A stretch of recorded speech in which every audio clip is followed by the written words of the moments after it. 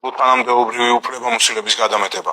მონაწილეობდნენ თუ არა საბავშვო ბაღების დირექტორები მმართველი პარტიის წინასაარჩევნო კამპანიაში. არასამთავრობო სექტორმა გამოძიება და სისხლის სამართლებრივი დევნის დაწყება უწყებათა შორისი კომისიის ხტომაზე მოითხოვა.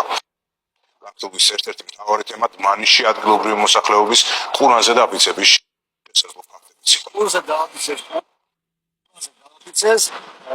ეს უკვე 100%-ით გარანტირებული ამომრჩეველი ხალხ, მაგალითად ირგანჩაისი 50 ოჯახმა დაიფიცა ყურანზე. ამომრჩევლის ყურანზე დაფიცების ფაქტი დმანიში მოხდა. ირგანჩაელების ნაწილმა რამდენიმე კვირის იმპულსსა და ღვინოზე დაფიცებით განაცხადა, რომ 21 ოქტომბერს მათი არჩევანი 41 ნომერი იქნება.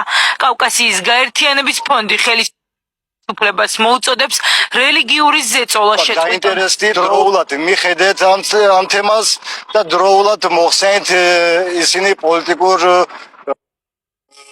ასპარეზიდან ჩვენ იძულებულები გავხდებით ერთი თვის განმავლობაში დღევანდელი საქართველოს ხელისუფლება მთელ სოფლიოს გავასწოთ როგორც მოძალადის დამცველი თემით უკვე დაინტერესდნენ სახელმწიფო კომისიის ხდომაზე უსტიციის პროკურორის მოადგილეს ოზიაფანა მოსთხოვა.